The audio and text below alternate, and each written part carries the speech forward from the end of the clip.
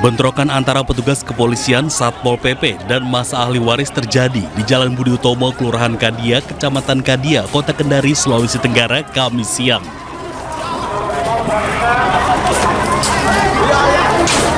Massa melakukan perlawanan melempari petugas dengan batu dan kayu karena menolak petugas Pengadilan Negeri Kendari melakukan konstatering atau pencocokan batas tanah di kawasan ex-PGSD.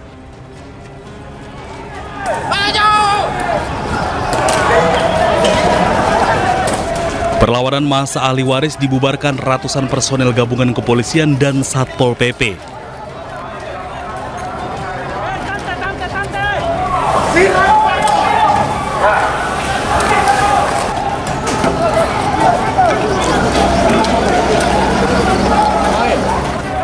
Polisi menembakkan gas air mata untuk membubarkan massa yang terus melakukan pelemparan.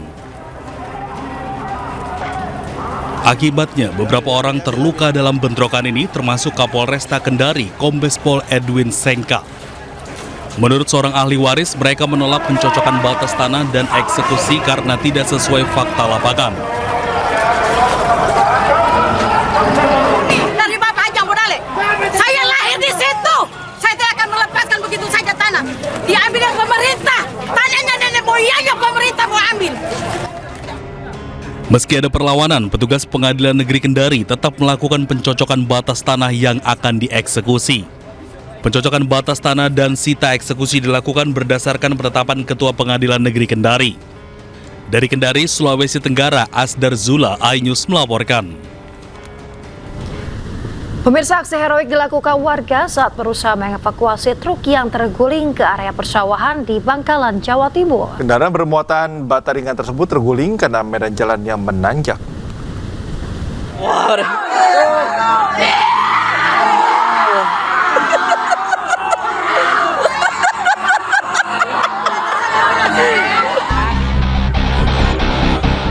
Beginilah aksi spontan yang dilakukan warga Lembung, Kabupaten Bangkalan saat berusaha mengevakuasi sebuah truk yang terguling di area persawahan.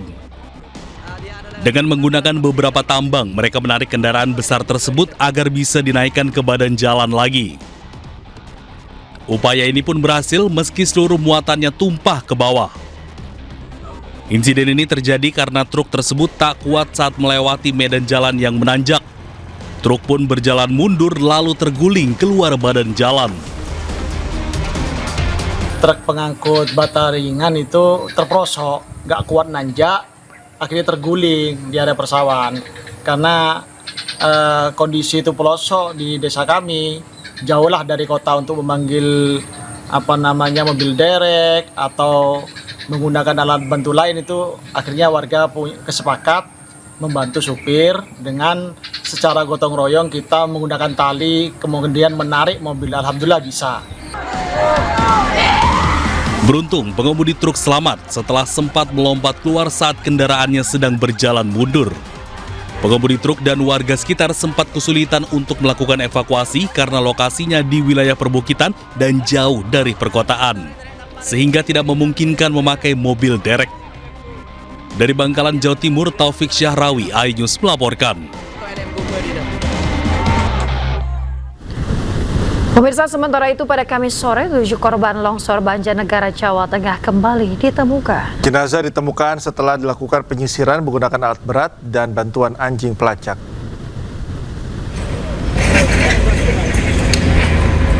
Hari kelima pencarian, tim SAR gabungan berhasil menemukan 7 jenazah korban longsor di Dusun Situkung, Pandanarum, Banjarnegara, Jawa Tengah.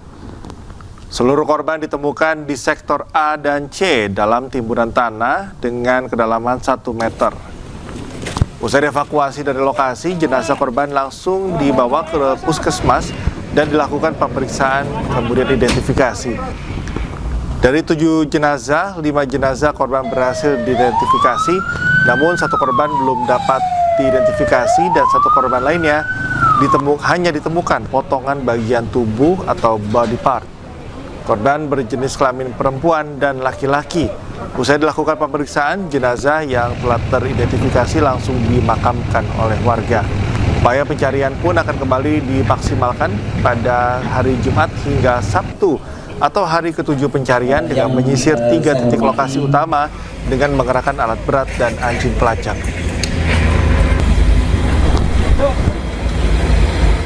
Anda kembali di Anyus Pagi, pemirsa. Tembok pembatas sekolah sepanjang 3 meter di Palmerah, Jakarta Barat roboh hingga menimpa rumah dan sejumlah sepeda motor milik warga. Diduga robohnya tembok akibat tanah longsor saat hujan yang terjadi pada Kamis sore.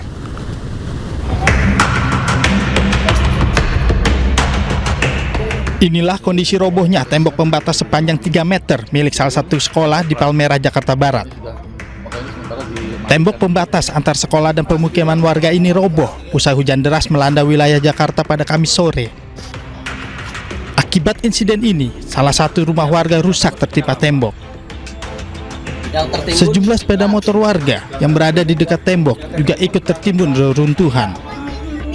Dan memang ini tembok sudah lama dan memang tidak diperkirakan bahwa akan terjadi musibah seperti ini tadi. Tadi memang sempat hujan tadi ya, sempat hujan juga. Ya memang beberapa hari ini kan memang kondisi hujan di wilayah DKI dan wilayah kami ini cukup ekstrim. Hujan deras tadi juga sore.